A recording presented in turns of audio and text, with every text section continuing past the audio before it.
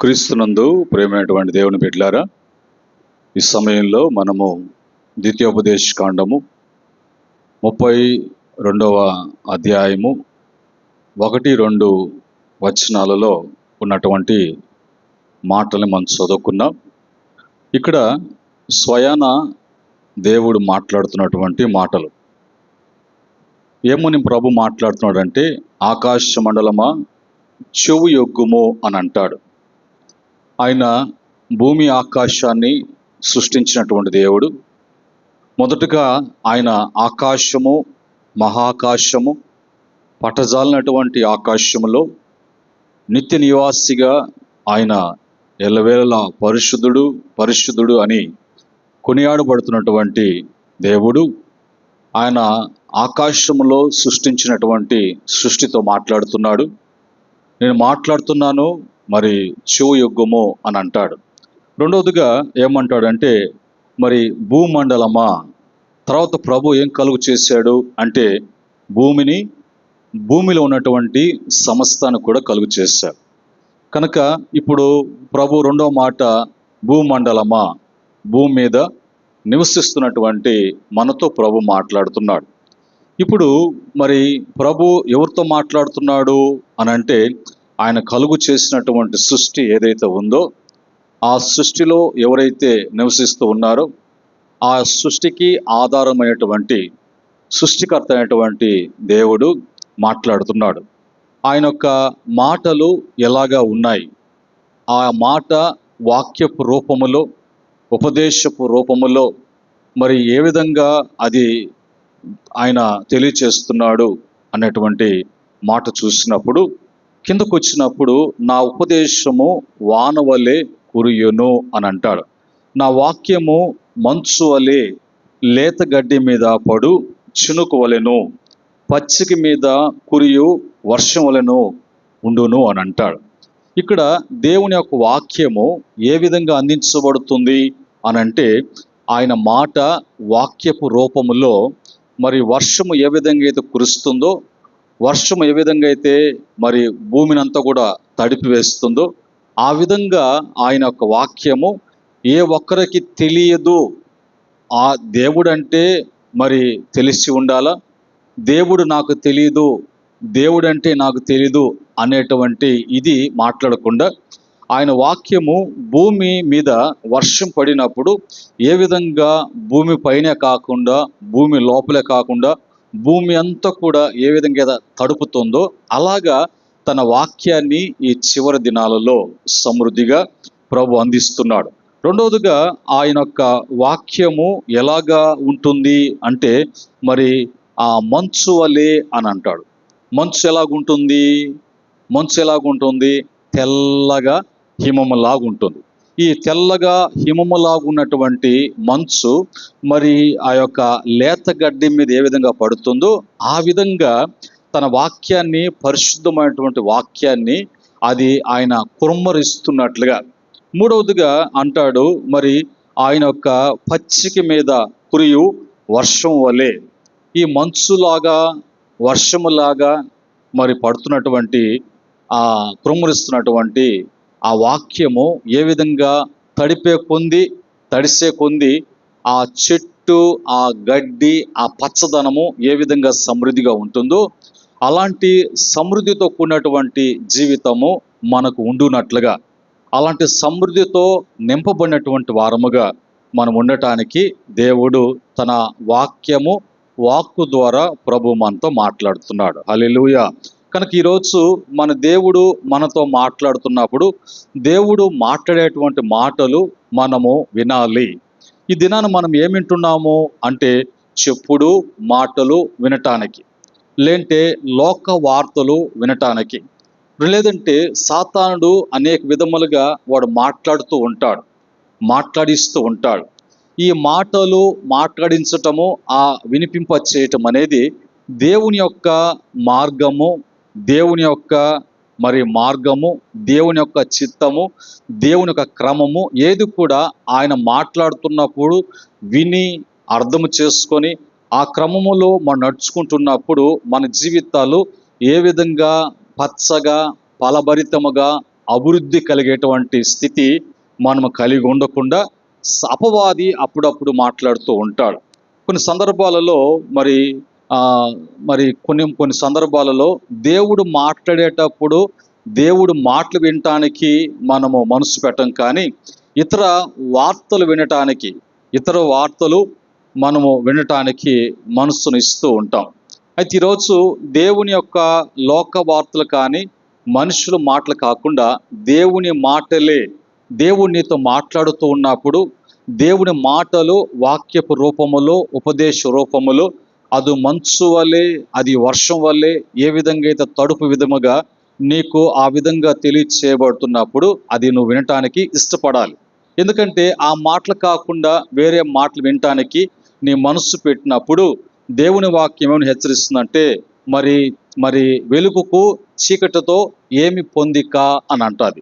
కనుక ఈ లోకంలో ఉన్నటువంటి మాటలు మనం వినటానికి మనసు పెట్టినప్పుడు మరి ఏమో చెడిపోతుందంటే దుష్ట సాంగత్యము మంచి నడవడికను అది తారుమారు చేస్తుంది, లేదంటే పాడు చేస్తుంది అనేటువంటి మాట మనం వింటున్నాం. కనుక ఈరోజు దేవుడు ఎవరితో మాట్లాడుతున్నాడు అంటే మనతో మాట్లాడుతున్నాడు. మనం ఎక్కడున్నాము? భూమండలం మీద ఉన్నాము. భూమండలం మీద మనల్ని కలుగు చేసినటువంటి మనలను, ఈ భూమండలం మీద మనల్ని నివసింప చేస్తున్న దేవుడు ఆయన బిడ్డలుగా ఈ భూమి మీద మనం ఫలించటానికి, మన అభివృద్ధి చెందటానికి, క్షేమంగా ఉండటానికి, పచ్చగా ఉండటానికి ప్రభు యొక్క మాటలు మనకు మరి ఆశీర్వాదకరంగా, దీవెనకరంగా, ఫలింపు విధముగా ఆయన ఉండటానికి మాట్లాడుతున్నాడు. కనుక ఈ దినాన మనము మరి చెప్పుకోబోయేటువంటి మాటలలో మరి దేవుని యొక్క మాటలు అది వాక్యము రూపంగాను, ఉపదేశ రూపములుగాను మనకి తెలియచేస్తున్నప్పుడు, వినిపింప చేస్తున్నప్పుడు, విన్నప్పుడు మనకు కలిగేటువంటి ప్రయోజనాలు ఏంటి? దేవుని వాక్యం వినటం వలన, దేవుని మాటలు వినటం వలన, దేవుని ఉపదేశము వినటం వలన మనకు కలిగేటువంటి ప్రయోజనాలు ఏంటి అనేది ఒక 10 పాయింట్లు ఉన్నాయి. ఆ 10 పాయింట్లు చెప్పుకొని వాటిలో నుంచి కొన్ని మాటలు మనము మరి ధ్యానం చేద్దాం. వాటిని మనం వివరించుకొని మన ఆత్మీయ మేల కొరకు అవి మనము అన్వయించుకుందాం. మొదటగా దేవుని మాట, లేదంటే దేవుని వాక్యం, మాట ద్వారా వాక్యం ద్వారా మాట్లాడుతున్నప్పుడు అది నువ్వు విని నీ జీవితం అన్వయించుకుంటే నీకు కలిగేటువంటి ప్రయోజనాలు ఏంటి? మొదటగా దేవుని వాక్యము విశ్వాసాన్ని పెంపొందింపజేస్తుంది. దేవుని వాక్యము విశ్వాసాన్ని పెంపొందింపజేస్తుంది. రోమాపత్రిక 10వ అధ్యాయము 17వ వచనంలో ఉన్నటువంటి మాట. రోమా 10:17లో దేవుని వాక్యం వింటూ ఉన్నట్లయితే నీ విశ్వాసాన్ని పెంపొందింప చేస్తూ ఉంటుంది. రెండవ మాటగా దేవుని వాక్యము నువ్వు వింటే నీవు నూతన జన్మ అనేది నీకు కలుగుతుంది. నూతన జన్మ, నూతనముగా జన్మించేటువంటి జన్మ దేని వలనంటే దేవుని వాక్యము వినుట వలన. మూడవదిగా రెఫరెన్స్ 1 పేతురు పత్రిక 1వ అధ్యాయం 23 నుంచి 25 వరకు. 1 పేతురు పత్రిక 1వ అధ్యాయం 23 నుంచి 25 వరకు ఉన్నటువంటి వచనాల్లో ఆ మాట రాయబడింది. మూడవదిగా దేవుని వాక్యం వినుట వలన నిరీక్షణను ఇస్తుంది, లేదంటే నిరీక్షణ కలుగుతుంది. మూడో మాట, దేవుని వాక్యం వింటే నిరీక్షణ ఇస్తుంది, నిరీక్షణ కలుగు చేస్తుంది. రోమపత్రిక 15:4. నాలుగవదిగా దేవుని వాక్యం వింటే మరి పరిశుద్ధపరచబడతావు, పరిశుద్ధత కలుగుతుంది. పరిశుద్ధపరచబడతావు, పరిశుద్ధత కలుగుతుంది దేవుని వాక్యం వింటే. 119వ కీర్తన 9వ చరణం. 5, దేవుని వాక్యంను వింటే ప్రతి అవసరము తీర్చబడుతుంది. దేవుని వాక్యం వింటే ప్రతి అవసరము కూడా తీర్చబడుతుంది. యోహాను సువార్త 15వ అధ్యాయం 7వ వచనం. యోహాను 15:7. ఆ తర్వాత 6వదిగా దేవుని వాక్యం వినుట వలన విశేష జ్ఞానము లభిస్తుంది. దేవుని వాక్యం వినుట వలన విశేష జ్ఞానము లభిస్తుంది, విశేష జ్ఞానము వస్తుంది. కీర్తన 119వ కీర్తన 97 నుంచి 100 వరకు ఉన్నటువంటి చరణాలు.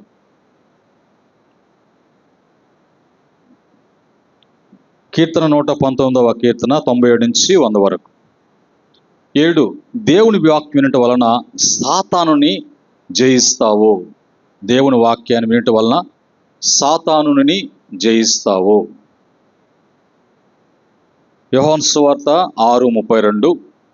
మరి 1 యోహాను పత్రిక 2వ అధ్యాయంలో ఏమని రాయబడిందంటే, యవనస్తులారా మీరు అపవాదిని జయించి ఉన్నారు, కారణం దేవుని వాక్యము మీలో నివసిస్తుంది కాబట్టి మీరు అపవాదిని మీరు జయిస్తారు అన్నట్లుగా. తర్వాత 8వదిగా దేవుని వాక్యం వినటం వలన సత్యములోనికి నడిపించబడతావు. దేవుని వాక్యం వినటం వలన సత్యములోకి నడిపించబడతావు. యోహాను సువార్త 8వ అధ్యాయం 32వ వచనం. యోహాను సువార్త 8:32. 9వదిగా దేవుని వాక్యం వినటం వలన నీకు మార్గము చూపిస్తుంది, వెలుగు మార్గం నడిపిస్తుంది. కీర్తన 119వ కీర్తన 105వ చరణం. 10వదిగా దేవుని వాక్యము వినటం వలన నీకు సంతోషం కలుగుతుంది, సంతోషాన్ని ఇస్తుంది. సంతోషం కలుగుతుంది లేదంటే సంతోషాన్ని ఇస్తుంది. ఇర్మియా గ్రంథము 15:16. 10 మాటలు మనం చెప్పుకున్నాం. ఈ 10 మాటలు మరి దేని గురించి? ఈ 10 పాయింట్లు అంటే దేవుడు తన వాక్కు ద్వారా, వాక్యం ద్వారా నిన్ను తడుపుతూ ఉన్నప్పుడు, ఆ వాక్యము నీ మీద మంచు వలె కురుస్తూ ఉన్నప్పుడు, వినటానికి, అర్థం చేసుకోవటానికి, అన్వయించుకోవటానికి ఎప్పుడైతే నువ్వు ఇష్టపడతావో ఆటోమేటిక్గా ఈ 10 మేళ్ళు నీ జీవితంలో అనుగ్రహించబడతాయి.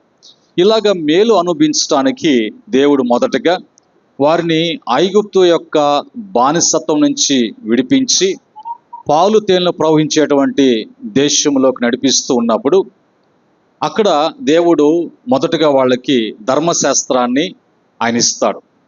ఆయన వాక్యము ద్వారా, తన వాక్కు ద్వారా మాట్లాడటానికి 10 ఆజ్ఞలు ఇస్తాడు. వారు ఆయన మాట చొప్పున నడుస్తూ పాలు తేనెలు ప్రవహించే దేశం స్వతంత్రించుకొని వాళ్ళు బహుగా ఆస్వాదించబడి బహుగా అభివృద్ధి పరచబడటానికి దేవుడు అక్కడ వాక్యం ఇస్తాడు. రెండవదిగా మరి దేవుడు ఆయన వాక్యము ఈ లోకములో వినిపింప చేయటానికి, ఆయన వాక్యాన్ని ద్వారా మాట్లాడటానికి బాప్తిస్మిచ్చేటువంటి యోహాను అరణ్యంలో ఉన్నప్పుడు దేవుని వాక్యము మరి యోహాను యొద్దకు మరి వచ్చినట్లుగా మనం చూస్తూ ఉన్నాం. ఇట్లాగా మరి అసలు వాక్యము ఎవరు, వాక్యం ఎక్కడుంది, వాక్యం ఎక్కడి నుంచి వస్తుంది అని అంటే మరి యోహాను సువార్త 1వ అధ్యాయము మరి 1వ వచనం చూసినప్పుడు, ఆదియందు వాక్యముండెను, వాక్యము దేవుని యొద్ద ఉండెను, ఆ వాక్యము శరీరధారి అయి కృపా సత్య సంపూర్ణుడుగా ఈ లోకానికి మన యొద్దకు వచ్చి మనలో నివసించటానికి ఇప్పుడు ఆ వాక్యము ఆయన తెలియచేస్తున్నాడు, ఆ వాక్యాన్ని ఇస్తూ ఉన్నాడు. ఆ వాక్యమే శరీరధారిగా ఈ లోకానికి వచ్చి శుభవార్తగా, సువార్తగా అనేక మందికి తెలియచేశాడు యేసు ప్రభువారు. ఆ తర్వాత ఆ వాక్యాన్ని మరి తిరిగి ఎవరి ద్వారా ప్రభు చెప్పించాలనుకున్నాడు అంటే 12 మంది శిష్యుల్ని ఆ వాక్యాన్ని చెప్పమని, సర్వలోకానికి వెళ్ళి సర్వ సృష్టికి మరి సువార్త ప్రకటించమని ప్రభు శిష్యుల్ని తయారు చేసి పంపించాడు. ఆ క్రమంలో మరి శిష్యులే కాకుండా ఈ దినాన దేవుని వాక్యాన్ని అందించడానికి అనేక మందిని సేవకుల రూపములో, ఉపదేశకుల రూపములో, ప్రవక్త రూపములో మరి ప్రభు ఆ సంఘ కాపు రూపములో తన వాక్యాన్ని ఆయన అందిస్తూ ఉన్నాడు. హల్లెలూయా. కనుక ఇవన్నీ కూడా దేని కొరకు? మన యొక్క ఆత్మీయ మేలు కొరకు. ఇవన్నీ కూడా దేని కొరకు? మన జీవితంలో దేవుని బిడ్డలుగా పచ్చగా మనము వర్ధిల్లటానికి కొరకు, పచ్చగా మనము అభివృద్ధి చెందటానికి కొరకు. దాని కొరకనే దేనికి పోల్చాడు అంటే చెట్టుకు పోలుస్తూ, వాక్యాన్ని మంచుకి, వర్షానికి పోలుస్తూ. అంటే ప్రభు యొక్క రాకడ అతి సమీపంలో ఉంది కాబట్టి ఎవరు కూడా యేసు ప్రభు అంటే నాకు తెలియదు, దేవుడు అంటే నాకు తెలియదు, పరలోకం అంటే నాకు తెలియదు, పాపం అంటే నాకు తెలియదు, నరకం అంటే తెలియదు, మంచిది తెలీదు, చెడుదో తెలీదు అనటానికి మరి ఎటువంటి అవకాశం లేకుండా ఆయన వాక్యము వర్షములాగా మంచులాగా దేని మీద కురిసినట్లుగా, పచ్చగడ్డి మీద మరి లేత ఆకు మీద మరి కురిగినట్లుగా ప్రభు చేస్తున్నాడు. ఇది మనము ఆ విధంగా వినటానికి, ఆ విధంగా అన్వయించుకోవటానికి, ఆ విధంగా అనుసరించడానికి ఎప్పుడైతే మనము ఇష్టపడుతూ ఉంటామో దేవుడు అప్పుడు మన జీవితాల్లో ఆయన వాక్య ప్రకారంగా, వాక్కు ప్రకారంగా, ఉపదేశ ప్రకారంగా నడుచుకుంటాం. కాబట్టి మన జీవితాలలో ఏ ఏ పనులు చేయాలని ప్రభు ఇష్టపడుతున్నాడో, ఏ ఏ కార్యాలు జరగాలని నువ్వు ఆశపడుతున్నావో అవన్నీ కూడా ఆశపడినటువంటి ప్రాణిని దేవుడు తృప్తిపరిచేటువంటి దేవుడు. అడుగు వాటికంటే, ఊహించిన దానికంటే అత్యధికముగా ప్రభు నీ జీవితాల్లో ఆయన కార్యాలు ఆయన జరిగిస్తాడు, సఫలపరుస్తాడు, స్థిరపరుస్తాడు, అభివృద్ధి పరుస్తాడు. హల్లెలూయా. కనుక ఈరోజు ఉన్నటువంటి మాటలలో మొదటిగా నీ జీవితంలో ప్రభు చేస్తాడు, ప్రభు నా జీవితంలో మరి చేస్తాడు, ఆయన కార్యాలు నా జీవితంలో జరుగుతాయి. ఎందుకంటే ఆయన నమ్మదగినటువంటి దేవుడు, పూర్ణ అంగీకారానికి యోగ్యమైనటువంటి దేవుడిగా ఉన్నాడు. కాబట్టి ఇవన్నీ కూడా నువ్వు జరగటానికి నీలో ఏమి పెంపొందించుకోవాలి, నీలో దేంట్లో ఎదగాలంటే విశ్వాసం లేకుండా దేవునికి ఇష్టలై ఉండట అసాధ్యము అని వాక్యం అంటుంది. కనుక మరి ఆ విశ్వాసం కలిగేటువంటి క్రమం ఏంటి? వినుట వలన విశ్వాసం కలుగుతుంది. అది ప్రభువైన యేసుక్రీస్తు యొక్క మాటల ద్వారే మనకు కలుగుతుంది. కనుక ఆగిన విశ్వాసం ఉంటే చాలు, నీ జీవితంలో ఎంత గొప్ప కార్యమైనా జరుగుతుంది. వినుట వలన నీకు విశ్వాసం కలుగుతుంది. వినుట దేవుని మాటల వల్ల నీకు విశ్వాసం కలుగుతుంది. నమ్మిన ఎడల దేవుని యొక్క మహిమ నువ్వు చూస్తావు. కనుక నువ్వు దేవుని యొక్క సన్నిధిలో ఏదైతే అడిగి పొందుకోవాలనుకుంటున్నావో అవన్నీ కూడా సాధ్యపడాలి అని అంటే విశ్వాసమే. నువ్వు ప్రార్థన చేయనప్పుడు వేటినైతే ప్రభుని అడుగుతున్నావో అవన్నీ కూడా నాకు అనుగ్రహించబడి ఉన్నవి అని నమ్మిన ఎడల ఆటోమేటిక్ దేవుని జీవితంలో చేసేటువంటి వాడుగా ఉన్నాడు. కనుక ఇప్పుడు మనము ఇవన్నీ జరగాలి అనంటే మనలో ఏముండాలి? విశ్వాసం ఉండాలి. ఇప్పుడు ఆ విశ్వాసం అనేది ఎవరి వలన ఎలా కలుగుతుందంటే దేవుని సన్నిధికి రావాలి, దేవుని యొక్క మరి మాటలు వినాలి, దేవుని యొక్క మాటలు ఉన్నది ఉన్నట్టుగా నీకు అది వాక్యాన్ని బోధించే బోధలను ఉండాలి. అలాంటి ఉపదేశములు ఉన్నప్పుడు నీ జీవితంలో విశ్వాసములో నువ్వు స్థిరపరచబడటానికి, విశ్వాసములో వృద్ధి చెందటానికి కార్యాలు జరుగుతాయి. రెండోదిగా నీ జీవితంలో మరి దేవుడు అంటాడు, దేవుని వాక్యం అంటుంది, మరణం జీవము నాలుక వశం. కనుక నీ జీవితంలో ఈ నోటితో ఏదైతే నువ్వు అంటావో అదే నీ జీవితంలో జరుగుతుంది. అంటే ఆప్షన్ కూడా ఎవరికి ఇచ్చాడు? దేవుడు మనిషికి ఇచ్చాడు. నువ్వు ఏది అంటావో అదే జరుగుతుంది. దేన్ని బట్టి అంటే విశ్వాసాన్ని బట్టి. కనుక ఇప్పుడు మనకి ఏ సాంగత్యం ఉండాలి? మన విశ్వాసులము దేవుణ్ణి నమ్ముకున్నటువంటి విశ్వాసులము, మన బిలీవర్స్ అని చెప్పుకుంటూ మన జీవితము అలాంటి జీవితం కాకుండా ఆదివారం వరకే మందిరంకి వచ్చినప్పుడే మనము విశ్వాసులము, లేదంటే మరి బయట కనిపించడానికి విశ్వాసము అన్నట్లుగా ఉండి విశ్వాస జీవితం మనం జీవించకపోతే మన జీవితంలో మరి దేవుని యొక్క కార్యాలు ఏది కూడా మనం చూడలేం. కనుక ఈరోజు మరి భక్తుడు కూడా అన్నాడు, నీ మంచి పోరాటం పోరాడి తిని నా పరుగును తొదముట్టించి తిని. ఎలాగా అంటే విశ్వాసకర్త దాన్ని కొనసాగించు, యేసు వైపు చూస్తూ మంచి పోరాటం పోరాడి తిని నా విశ్వాసాన్ని కాపాడుకుంటుని. కనుక ఇప్పుడు నువ్వు విశ్వాసి అయితే, నీలో విశ్వాసం ఉంటే నీ సాంగత్యం ఎవరితో ఉండాలా? విశ్వాసులతోనే ఉండాలి. అవిశ్వాసులతో మరి జోడు అనేది మనకి ఎప్పుడు కూడా ఉండదు. అంటే విశ్వాసం అంటే నువ్వు దేవుని వాక్యాన్ని బట్టి నీ నోటి నుంచి వచ్చే ప్రతి మాట కూడా విశ్వాసముతో కూడినటువంటిదిగా ఉంటుంది. ఒకవేళ నువ్వు అవిశ్వాసులతో ఉంటే అవిశ్వాసులు ఏం మాటలు మాట్లాడతారు? ఏది కూడా మాట్లాడినా వెంటనే దానికి ఏదో ఒకటి తీసుకొని వచ్చి పెడతారు. ఒకవేళ నువ్వు ప్రయాణం అనుకున్నా, శుభకార్యం అనుకున్నా, నీ జీవితంలో ఏదన్నా వస్తువు తెచ్చుకోవాలనుకున్నా, దీనికి మనము ప్రార్థన చేసి మరి ప్రభు సన్నిధిలో కనిపెట్టి మన యొక్క విశ్వాసాన్ని బట్టి ప్రభు మనకి ఆయన ఆ కార్యం జరిగించడానికి తలపెట్టినప్పుడు ఆ విధంగా తెచ్చుకున్నప్పుడు అది ఆశీర్వాదకరంగా ఉంటుంది. ఇప్పుడు మనము మరి ప్రభు చెప్పిన మాట విని ప్రభు మాట చొప్పున విశ్వాసంతో కొనసాగించకుండా అప్పుడప్పుడు కొన్ని సలహాలు అడుగుతుంటాం. ఎవరి వద్దకు వెళ్ళి అడుగుతాం? మనము అవిశ్వాసం దగ్గరకు పోయి అడుగుతాం.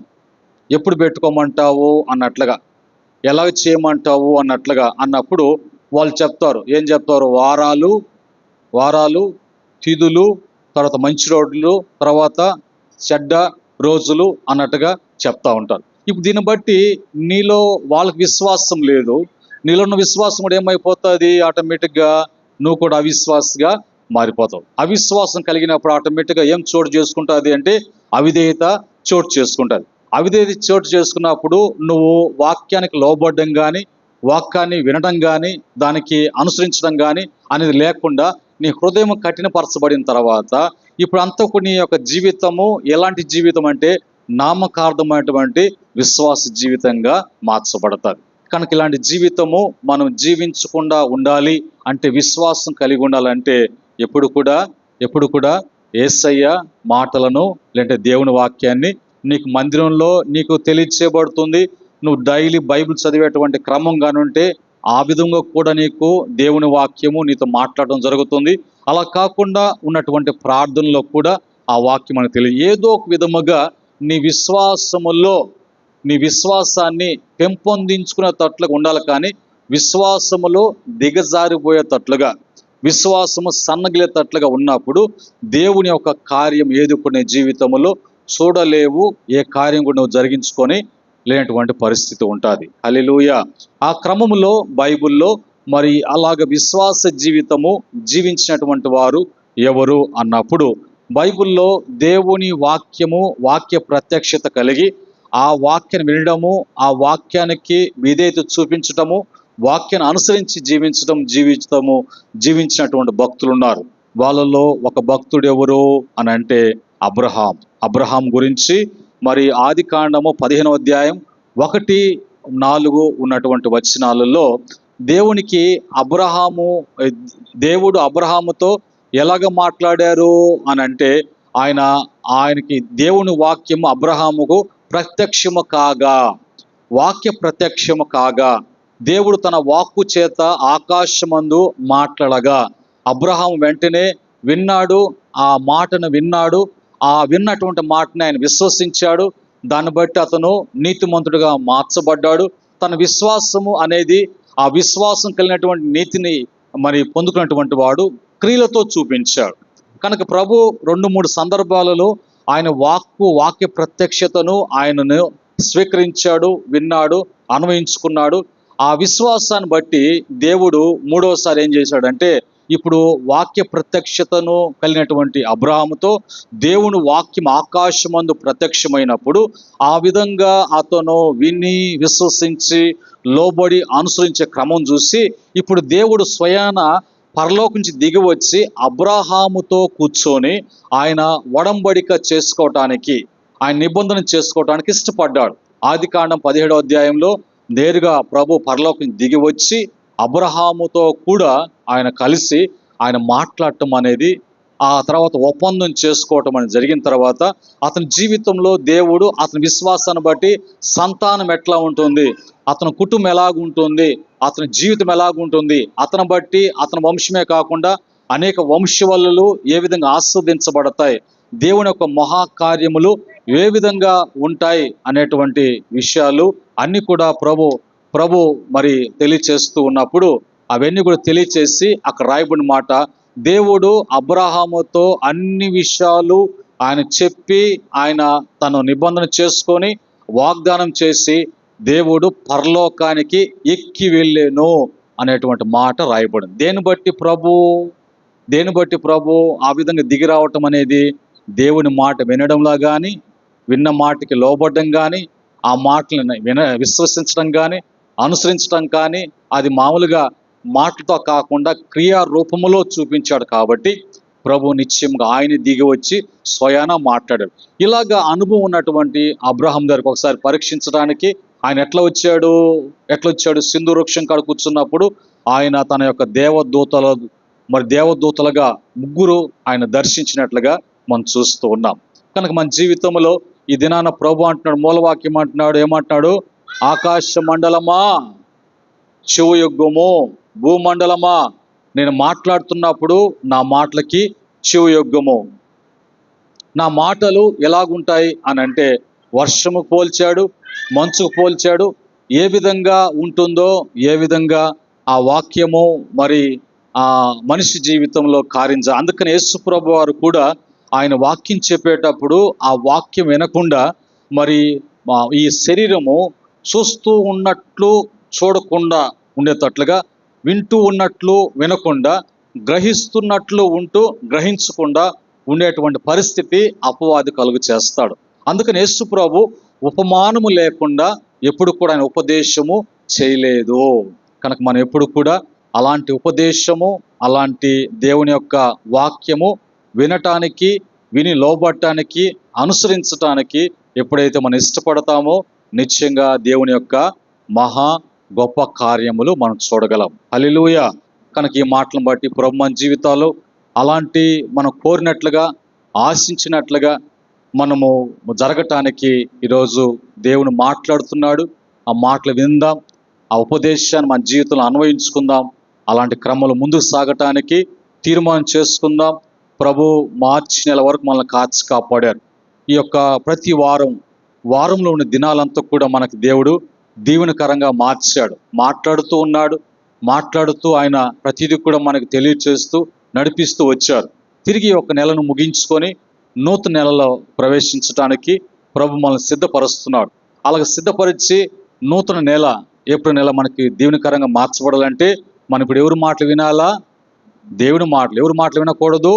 మనుషుల మాటలు, అపవాది మాటలు, లోక సంబంధమైన మాటలు ఏది కూడా తీసుకోకుండా ప్రతి నిత్యము కూడా ఏది వచ్చినా భక్తుడు అంటాడు, కొండల తట్టు నా కన్నులు ఎత్తుచున్నాను అని అంటాడు. ఎప్పుడు కూడా ప్రభువు చెప్పినప్పుడు, ప్రభు చెప్పాలి, ప్రభు చెప్పినప్పుడే, ఆయన మాట్లాడినప్పుడే అన్నట్ల భక్తులు జీవించారు. కనుకనే వాళ్ళ యొక్క భక్తి జీవితాన్ని వాళ్ళు ఎంతో ఆశీర్వాదకరంగా, దీవెనకరంగా ముగించారు. అలాంటి దీవెనకరమైనటువంటి జీవితాలు దేవుని వాక్యం ఏంటో మనందరూ కూడా అనుగ్రహించినట్లుగా ప్రార్థన చేసుకుందాం. అందరూ కూడా ఈ సమయంలో మనమంతా కూడా కళ్ళు మూసుకుందాం. ఒక చిన్న ప్రార్థన చేసుకుందాం. చివరి ప్రార్థన ఆశీర్వాదం చేత మనం ముగించుకుందాం. మా ప్రేమగల తండ్రి, పరిశుద్ధుడా, మీకు వందనాలు ప్రభువా. నీ పరిశుద్ధ నామములో ఈ పునరుద్ధానపు ఆరాధనలో మీరు మాట్లాడే దేవుడిగా ఉపదేశ రూపములో మాతో మాట్లాడుతున్నారని, నీ మాటలు మాకు దీవెనకరంగా, క్షేమకరంగా ఉండటానికి మీరు మాట్లాడుతున్నారని, ప్రతిదీ కూడా మాకు తెలియచేస్తున్నారని, ఆ వాక్కు కృపాసత్య సంపూర్ణుడిగా మాలో నివసించటానికి మీరు ఇష్టపడుతున్నారని తెలియచేశారు. విన్న ఈ మాటలు బిడ్డలకు దీవెనకరంగా, ఆశీర్వాదకరంగా మరి ప్రభు ఉండినట్లు కృపదయచేయమని, బిడ్డలను ప్రభా వచ్చిన ప్రతి బిడ్డని పేరు పేరుని దీవించి ప్రభా మేలుతో తృప్తిపరిచి పంపించండి. తిరిగి నూతనమైన నెలలో బిడ్డలు ప్రవేశించి కృపదయచేయమని యేసుక్రీస్తు నామములో అడిగి వేడుకుంటున్నాము తండ్రి, ఆమేన్. ప్రభు మన ప్రార్థన ఆలకించినట్లుగా స్తోత్రం చెల్లిద్దాం. ప్రభు చేయబోతున్న మేలుకై స్తోత్రం చెల్లిద్దాం. తండ్రి అయిన దేవునికి స్తోత్రం చెల్లిద్దాం. కుమారుడైన యేసుకి స్తోత్రం చెల్లిద్దాం. పరిశుద్ధాత్మ దేవునికి స్తోత్రం చెల్లిద్దాం. నా ప్రాణమా యెహోవాను సన్నిధించుము, నా అంతలో సమస్తమైన పరిశుద్ధ నామమును సన్నిధించుము. నా ప్రాణమా యెహోవాను సన్నిధించుము, ఆయన చేసిన ఉపకారంలో దేనిని మరొకము. నా ప్రాణమా యెహోవాను సన్నిధించుము.